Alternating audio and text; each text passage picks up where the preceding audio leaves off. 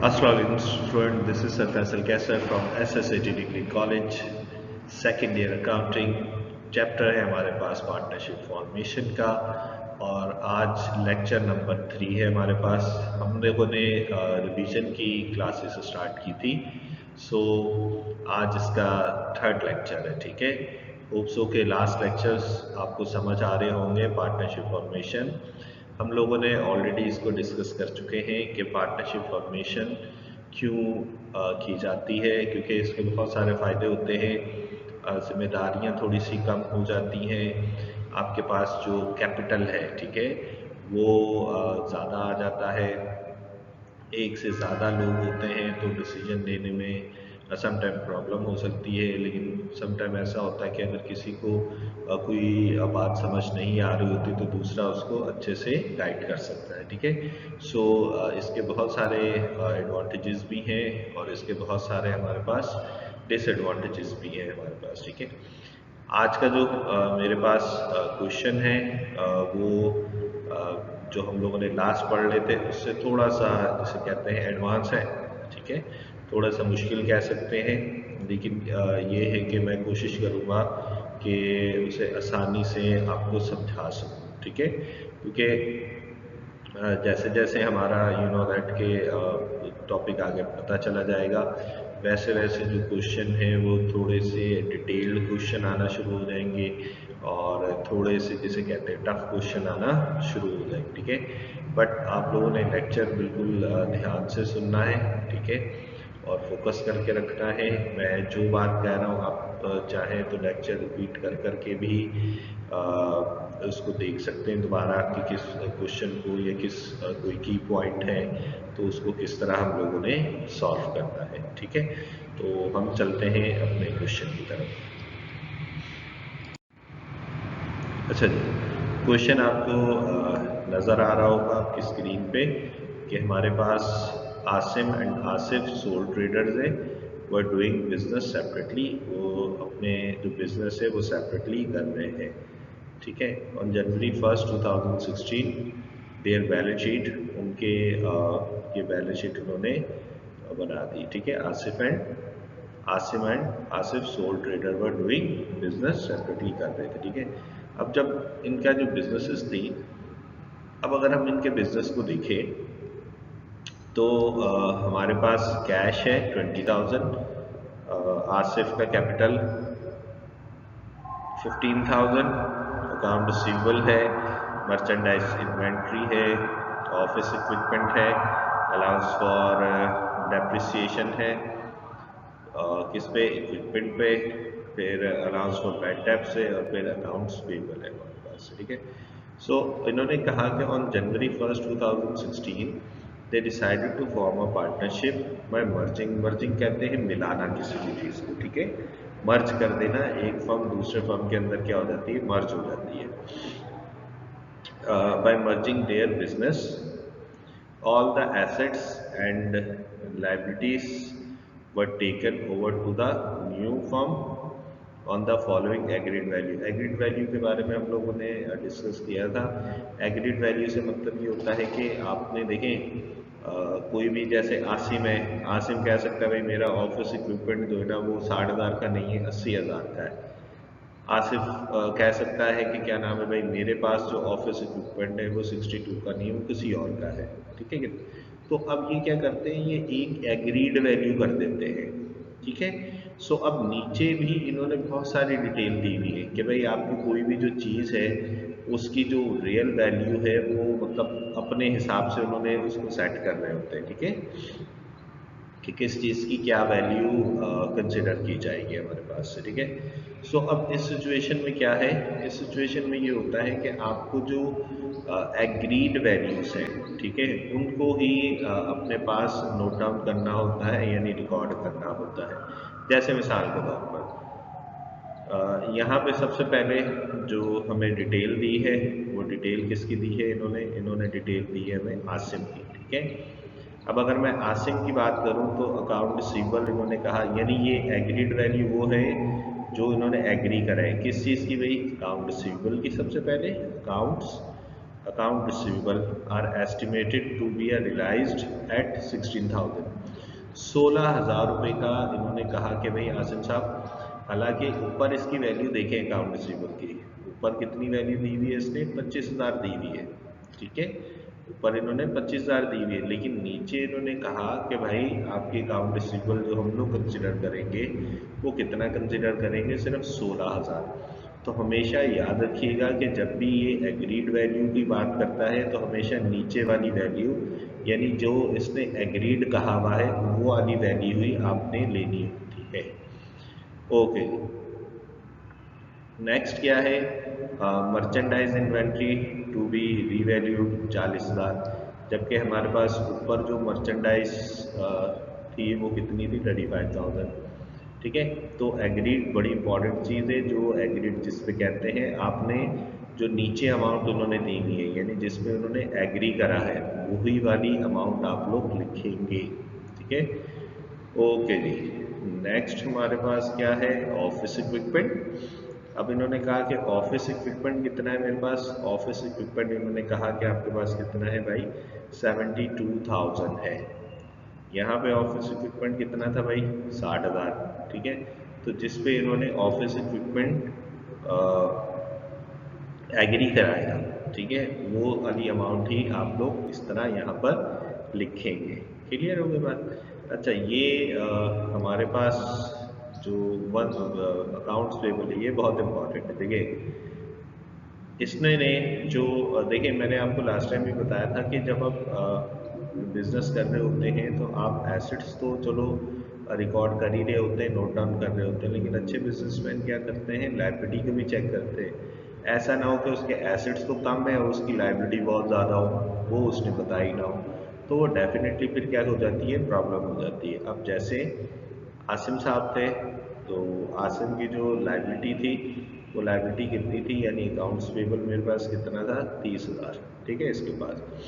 अब इन्होंने कहा कि 1/3 of value of accounts payable भी एक्सेप्टेड, यानी भाई हम जो आपको पार्टनरशिप बना रहे हैं ना, उसमें से जो 10,000 रुपये की लायबिलिटी है वो हम अपने पास यानी पार्टनरशिप में शामिल कर लेंगे, लेकिन जो 20,000 है ना वो खुद ही भरता रहेगा, ठीक है, यानी उसको इंडिविजुअल तौर पे, क्योंकि ये तो अभी इसके इंडिविजुअल आ रहा है, ठीक है। तो ये इनकी आपस में अंडरस्टैंडिंग हुई हुई है कि भाई ये जो 30,000 रुपये हमने देने हैं, ये 30,000 रुपये जब नई फर्म बनेगी तो हम 30,000 रुपये नहीं देंगे, हम किसके जिम्मेदार होंगे, सिर्फ 1/3 के, ठीक है, यानी 30,000 का 1/3 निकालें तो हमारे पास कितना निकलेगा, 10,000। तो कंपनी यानी जो नई फॉर्म हो रही है वो कितना भरेगी, सिर्फ 10,000 की जिम्मेदार होगी, बाकी इसके जो 20,000 है वो न्यू फॉर्म से किसी का कोई ताल्लुक नहीं होगा हमारे पास से, ठीक है। सो एग्रीड वालों की ये इंपॉर्टेंट बात है, ठीक है।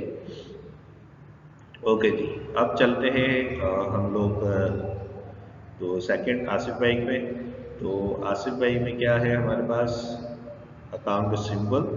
अकाउंट रिसीवेबल मेरे पास कितना है, इसने कहा 41, हालांकि ऊपर देख लें आप, ऊपर हमारे पास जो अकाउंट रिसीवेबल है इसका वो कितना था, 45, लेकिन इसने कहा कि 41 आपने लेना है, हमने कहा ठीक है भाई 41 से काम करें। तो मर्चेंडाइज इन्वेंट्री है, तो मर्चेंडाइज इन्वेंट्री हमारे पास कितनी है, 28,000। ऊपर मेरे पास मर्चेंडाइज इन्वेंट्री कितनी थी, 18,000। ऑफिस इक्विपमेंट है, तो ऑफिस इक्विपमेंट कितना है मेरे पास, 25,000। और यहाँ पर हमारे पास ऑफिस इक्विपमेंट कितना था, 62। तो जो हमें इन्होंने दिया हुआ है, ठीक है, उसी से ही हम लोग यानी एग्रीड वाली वैल्यू से ही हम लोग इसे सॉल्व करेंगे, ठीक है जी।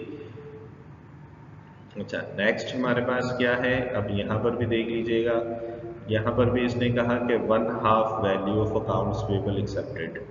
1/2 यानी इसकी जो लाइबिलिटी कंसिडर की जाएगी वो कितनी कंसिडर जाएगी, 1/2, यानी 25,000 का हम लोग 1/2 करेंगे तो 12,500। अब देखिए इसमें हमें कोई क्वेश्चन मार्क करने की ज़रूरत नहीं है कि भाई यहाँ पर ये इसकी 1/3 एक्सेप्ट कर रहा था, वो और इसकी किस पे कर रहा था, 1/2 पे। तो ये इनकी अपनी म्यूचुअल अंडरस्टैंडिंग, हो सकता है इसके एसेट्स की मालियत ज़्यादा हो तो जाहिर सी बात है इसकी लाइबिलिटी भी उन्होंने जिसे कहते हैं, या इसकी एसेट्स की वैल्यू कम हो तो सकता है इसकी लायबिलिटी भी उन्होंने कम कंसिडर करी, इसकी एसेट्स की वैल्यू ज़्यादा हो तो इसकी लायबिलिटी भी उन्होंने ज़्यादा एक्सेप्ट कर ली कि भाई ठीक है तुम लोगों ने ज़्यादा चीज़ें ला रहे हो, तुम्हारी लायबिलिटी भी हम कंसिडर कर लेते हैं, ठीक है। सो ये हमारे पास क्या थी, एग्रीड वैल्यू थी। नीचे जो इसने लाइन लिखी हुई है वो बहुत इंपॉर्टेंट है। वो क्या है मेरे पास कि भाई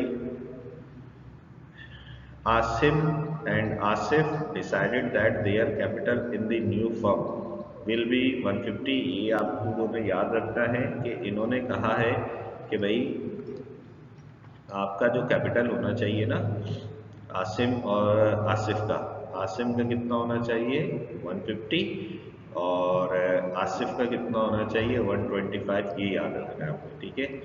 respectively they will continue the deficiency if any from there private fund. अब देखिए इन्होंने कहा कि भाई अगर किसी का कैपिटल इतना नहीं होता, ठीक है, यानी जो इन्होंने लिखा हुआ है, आसिम का कितना लिखा है 150 और आसिफ का कितना लिखा है 125, तो उन्होंने कहा कि भाई अगर इनका ये बैलेंस यानी जो इन्होंने हमें यहाँ पे दिए हुए हैं, अगर इनका ये बैलेंसेस इस तरह नहीं शो करता, ठीक है, तो ये क्या करेंगे कि they will contribute the deficiency if any from there private fund, यानी वो अपने प्राइवेट फंड से लेकर आ जाएंगे हमारे पास, ठीक है। सो क्वेश्चन काफ़ी लेंथी है, लेकिन हमें इन चीज़ों का जो ध्यान रखना है वो सिर्फ इन चीज़ों का ध्यान रखना है कि एग्रीड वैल्यू लेनी है, फिर हमें चेक करना है कि उसका कैपिटल पहले वाले का आसिफ का 150 बन रहा है कि नहीं बन रहा, और सेकंड वाले का 125 बन रहा है कि नहीं बन रहा। ये हम लोगों ने इसको चेक करना होता है हमारे पास से, ठीक है। सो होप सो कि आपको ये क्वेश्चन याद होगा, ठीक है। हम चलते हैं अब इसके सॉल्यूशन की तरफ। अच्छा जी, सॉल्यूशन है तो सॉल्यूशन ज़रा देख लीजिएगा। पहला सॉल्यूशन जो है, पहला सॉल्यूशन देख लो। यहाँ पर कैश के ऊपर एक डिटेल मैंने कैलकुलेशन करी हुई है। हालांकि इसका जो कैश था वो कितना था मेरे पास 20,000 था, ठीक है। सो अब अगर हम लोग देखें तो यहाँ इसने कितना लिख दिया है 32, ठीक है। अच्छा, अब ये कैसे लिख दिया गया ये देखना पड़ेगा हमें। सो हमारे पास सबसे पहले जो है, जो इसने कैश को फिलहाल आप भले रहने दें, मैं कैश का भी बताता हूँ आपको।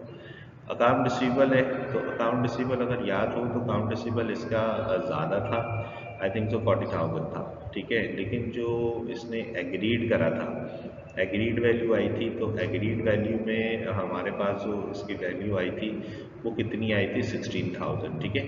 अच्छा, एक और चीज़ करनी क्या है कि अच्छे से याद रख ले कि अगर आप लोगों की अगर कोई अलाउंस फॉर बैड डेब्ट्स पहले से गिवन है, जैसे इस क्वेश्चन के अंदर गिवन था ना हमारे पास अकाउंट, आपको पता है कि जब अकाउंट रिसीवेबल है, अकाउंट रिसीवेबल में से अलाउंस फॉर बैड डेब्ट्स को क्या करना होता था माइनस।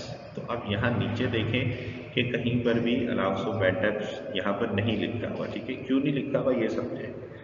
ये समझना इसलिए ज़रूरी है कि याद रख लें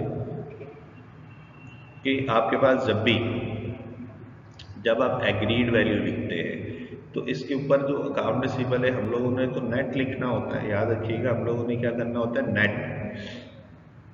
नेट से मतलब ये है कि अकाउंट रिसीवेबल में से अलाउंस ऑफ बैड डेब्ट्स को क्या करना है माइनस करना है, यानी जो पैसे डूबने हैं वो पैसे उसको माइनस कर देते हैं। तो अकाउंट रिसीवेबल में से अलाउंस ऑफ बैड डेब्ट्स हम लोग नहीं माइनस करेंगे, नहीं लिखेंगे। कब नहीं लिखेंगे, जब हमने एग्रीड वैल्यू ले ली। जब हमने एग्रीड वैल्यू ले ली तो फिर इसका मतलब ये है कि हम इसमें से कुछ भी माइनस, कुछ भी कैलकुलेशन हम लोग नहीं करेंगे, सिंपल, ठीक है। अगर ऐसा नहीं कहा होता, उसने एग्रीड का वर्ड उसने नहीं यूज़ किया, तो फिर मैं क्या करता, अकाउंट रिसीवेबल की जो अमाउंट है वही लिखता, या तो मैं डायरेक्ट इसमें से माइनस करके लिख देता, या फिर मैं क्रेडिट में लिख देता अलाउंस फॉर बैड डेब्ट्स, ठीक है। दो ऑप्शन होते हैं हमारे पास। मोस्ट प्रोबेबली ज़्यादातर लोग allowance for bad debts credit लिख देते हैं, वो भी ठीक है। तो एग्रीड जब आ जाएगा तो फिर अलाउंस फॉर बैड डेब्ट्स खत्म हो जाता है, नहीं रिकॉर्डिंग करते हम लोग। क्लियर हो गई बात? ओके जी। नेक्स्ट है हमारे पास मर्चेंडाइज। तो ऊपर कुछ वैल्यू मर्चेंडाइज की उन्होंने कुछ और दी हुई थी, लेकिन हमने कौन सी मर्चेंडाइज की वैल्यू लिखी है, वो सिर्फ नीचे वाली यानी जो एग्रीड वाली वैल्यू है वो वैल्यू हम लोगों ने यहाँ पर इसी तरीके से लिख दी है। ठीक है, इसी तरीके से हमारे पास ऑफिस इक्विपमेंट था। ठीक है, अब ऑफिस इक्विपमेंट जो था हमारे पास, अब ये ऑफिस इक्विपमेंट अब सबको पता है कि ऑफिस इक्विपमेंट है, इसके क्वेश्चन के अंदर अलाउंस फॉर डेप्रिसिएशन भी दिया हुआ था। तो वही ऊपर वाली बात जैसे अकाउंट रिसीवेबल पे हम लोगों ने करी थी। ठीक है, क्या कि भाई जब आप ऑफिस इक्विपमेंट या अकाउंट रिसीवेबल का ताल्लुक अलाउंस फॉर बैड डेब्ट्स का ताल्लुक अकाउंट रिसीवेबल से और अलाउंस फॉर डेप्रिसिएशन का ताल्लुक ऑफिस इक्विपमेंट से। ठीक है, तो जब आप लोगों ने एग्रीड वैल्यू ले लेंगे तो फिर इसके ऊपर भी अलाउंस फॉर डेप्रिसिएशन क्या हो जाएगा, वो खत्म हो जाएगा हमारे पास से। ठीक हो गई बात। सो ये हम लोगों ने इसके ऊपर से अलाउंस फॉर डेप्रिसिएशन भी क्या कर दिया है, खत्म कर दिया है। ठीक है, ओके जी। नेक्स्ट जो हमारे पास यहाँ पे आसिम के अंदर उसने कही हुई थी, वो क्या कही हुई थी कि भाई इसका जो अकाउंट्स पेबल है, आपको याद होगा कि जो लायबिलिटी इसने देनी थी वो कितनी देनी थी, 30,000। पर इसने क्या कहा था, मतलब उनकी जो म्यूचुअल अंडरस्टैंडिंग हुई थी, उसने कहा था कि भाई अकाउंट्स पेबल के अंदर इसका जो 1/3 है ना, यानी 30,000 का 1/3, तो 30,000 का जो 1/3 है वो मेरे पास कितना निकलता है, 10,000, यानी 10,000 जो न्यू फर्म बन रही है वो भरेगी। ठीक है, यानी उसके जो पैसे है वो भरेगी, बाकी 20,000 वो खुद ही भरता रहेगा। ठीक है, तो 1/3 इसका अकाउंट्स पेबल एक्सेप्ट कर सकते हैं। ठीक है, ओके जी। नेक्स्ट मेरे पास क्या था कि जो आसिम का कैपिटल था, आसिम का कैपिटल कितना था मेरे पास जी, 150 उन्होंने कहा था, 150 हम लोगों ने इसको रख दिया। क्लियर हो गई बात। अच्छा जी, अब क्या करना है, अब हमारे पास सिचुएशन ये है कि देखिए कैश पे। ठीक है, अब अगर मैं कैश का बताऊं तो कैश इसका कितना था, 20,000, लेकिन यहाँ पे कितना लिखा हुआ है, 32,000। अच्छा, अब चाहे तो इसको हम लोग एक और तरीके से करते, देखें मैंने इन दोनों को यानी 150 देख रहे, यानी ये क्रेडिट में से, यानी ये 150 और ये 10 दोनों को प्लस करा। ठीक है, और इसमें से मैंने माइनस क्या कर दी, डेबिट वाली चीज़ें, यानी देख रहे 72,000 माइनस करा, फिर मैंने क्या माइनस करा, 40,000 माइनस करा, फिर मैंने क्या माइनस करा, 16,000। सो जब हम लोगों ने कैलकुलेशन करी, यानी इन सबको क्रेडिट वालों को प्लस करा और इसमें से इसको क्या कर दिया हम लोगों ने, माइनस कर दिया ये वाले। ठीक है, तीन जो थी हमारे पास माइनस कर दिया, तो जो कैश आ गया वो कैश कितना आ गया, 32। दोबारा रिपीट कर रहा हूँ, ये 32 कैसे आया है, वैसे तो कैश 20,000 था, लेकिन उन्होंने कहा था ना कि भाई अगर पैसे किसी के पूरे नहीं होंगे तो वो और लेके आएगा। ठीक है, तो इसको हम लोग इस तरह लिख सकते हैं कि भाई 12,000 रुपये वो और पैसे लेके आया है हमारे पास से। ठीक है, सो ये हम लोगों ने इस तरह इसको किसकी रिकॉर्डिंग कर दी, आसिम की इस तरह रिकॉर्डिंग कर दी। ठीक है, अच्छा सेम सिचुएशन हमारे पास किसके साथ थी, सेम सिचुएशन हमारे पास जो है वो आसिफ भाई के साथ थी। अब अगर हम लोग देखें कि आसिफ भाई की कैलकुलेशन के मुताबिक वही अकाउंट रिसीवेबल, अब अकाउंट रिसीवेबल कितना था भाई, इन्होंने जो कंसिडर किया हुआ था वो कितना था, 41,000। इसके ऊपर जो अलाउंस फॉर बैड डेब्ट्स था वो क्या हो गया था, खत्म हो गया था। क्यों खत्म हो गया था, क्योंकि एग्रीड वैल्यू जब ले ली जाती है तो फिर अलाउंस फॉर बैड डेब्ट्स खत्म हो जाता है। ठीक है, तो जो इसकी वैल्यू थी वही उसने यहाँ पे इस तरह इसको लिख दिया। फिर हमारे पास मर्चेंडाइज है, मर्चेंडाइज क्या थी, जितनी वैल्यू उन्होंने एग्रीड करी हुई थी वो वैल्यू उसने हमारे पास इस तरह इसको लिख दी। ठीक है जी। अच्छा, ऑफिस इक्विपमेंट वही बात दोबारा के, जब हम लोग ऑफिस इक्विपमेंट यानी फिक्स एसेट करते हैं एक्सेप्ट लैंड। ठीक है, लैंड के ऊपर डेप्रिसिएशन कैलकुलेट नहीं होती है। तो जब हम लोगों ने ऑफिस इक्विपमेंट भी लिखना है तो तब भी हम लोगों ने एग्रीड अगर वैल्यूज लिख रहे हैं तो फिर हम लोग क्या करेंगे, उसमें से अलाउंस फॉर डेप्रिसिएशन क्या कर देंगे, माइनस कर देंगे हम लोग। ठीक है, लेकिन अब करना क्या है हम लोगों ने, क्योंकि एग्रीड वैल्यूज थी तो एग्रीड वैल्यू मतलब ये है कि आपको अलाउंस फॉर डेप्रिसिएशन कैलकुलेट करने की ज़रूरत नहीं है। नेक्स्ट क्या है जी, नेक्स्ट हमारे पास अकाउंट्स पेबल। अकाउंट्स पेबल इन्होंने कहा था कि भाई आपने 1/2 लेना है। 1/2 का मतलब आधा लेना है। तो 25,000 रुपये का यानी 25,000 को मल्टीप्लाई 1 करेंगे, डिवाइडेड बाई 2 करेंगे तो कितना आ जाएगा, 1/2 आ जाएगा। 12,500। आसिफ का कैपिटल पहले ही एग्रीड हो गया था कि भाई इसका कैपिटल कितना होना चाहिए, 125। इसका कितना होना चाहिए था, 150। इसका कितना होना चाहिए था, 125। सो ये हम लोगों ने कर दिया। ठीक है, कैश जाहिर सी बात है इसका ये वाला अमाउंट नहीं था, इसका दूसरा अमाउंट था। तो इन्होंने क्या करा, नहीं 125,000 और 12,500 ये वाले इन सबको प्लस कर लिया, और इसमें से हम लोगों ने ये 35,000, ठीक है, और हम लोगों ने ये 41,000, ठीक है, और 28,000, ये तीनों अमाउंट क्या कर दी हम लोगों ने, इसमें से माइनस कर दी। जो बचा मेरे पास कैश में, इसको इस तरह लिख दिया मेरे पास। ठीक है, सो नेक्स्ट हमने क्या करना होता है, बैलेंस शीट। तो बैलेंस शीट में याद रखिएगा जो सेम अमाउंट है, यानी यहाँ कैश कितना है 32 है और यहाँ कितना है 33। तो कंबाइन हम लोग लिखेंगे 65,500 का।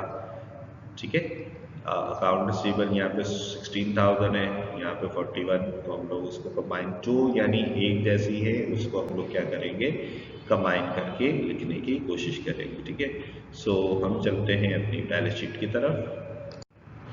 सो बैलेंस शीट आपको नज़र आ रही होगी। अच्छा, अब बैलेंस शीट में क्या है, मैंने अभी आपसे डिस्कस कर रहा था कि भाई जो कैश है एक का 32 था, दूसरा का 33, तो टोटल कितना हो गया 65,500।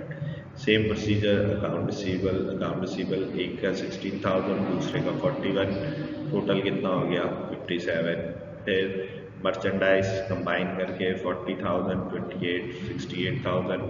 ऑफिस इक्विपमेंट कंबाइन करके 1,07,000। अच्छा, कभी ऐसा भी हो सकता है किसी का अकाउंट रिसीवेबल हो, किसी का ना हो। तो अगर किसी का नहीं है तो फिर आप नहीं लिखेंगे, जिसका है उसका लिख देंगे। मतलब जो कंबाइन हो रहा है वो कंबाइन कर देंगे। अगर किसी का कंबाइन नहीं होता, यानी किसी शख्स का कुछ और भी होता, हमारे पास ऑफिस सप्लाईज एक का ही होता, तो तब भी मैं लिखता। मतलब ज़रूरी नहीं है कि कंबाइन होगा तो ही बैलेंस शीट में लिखेंगे, ऐसा कुछ नहीं है। ठीक है, किसी सिंगल का भी होगा तो भी लिखेंगे हम लोग। ठीक है, अच्छा जी, फिर क्या था मेरे पास, अकाउंट्स पेबल। अकाउंट्स पेबल एक का जाहिर सी बात है 10,000 था, और दूसरे का कितना था 12,500, कितना हो गया 22,500। सो अच्छा, ये हो गया। फिर आसिम का कैपिटल आपको याद होगा 150, और आसिफ का कैपिटल कितना था मेरे पास 125। ठीक है, दोनों साइडों को हम लोगों ने, इसको भी और इसको, दोनों साइडों को क्या कर दिया हम लोगों ने, सम कर दिया। ठीक है, और सम करने के बाद दोनों का जो आंसर आएगा वो कितना आएगा, 297,500 टू 97,500 आंसर आ जाएगा। ठीक है, सो होप सो स्टूडेंट कि आपको ये पार्टनरशिप फॉर्मेशन का क्वेश्चन समझ आया होगा। नेक्स्ट लेक्चर के लिए अल्लाह हाफिज़।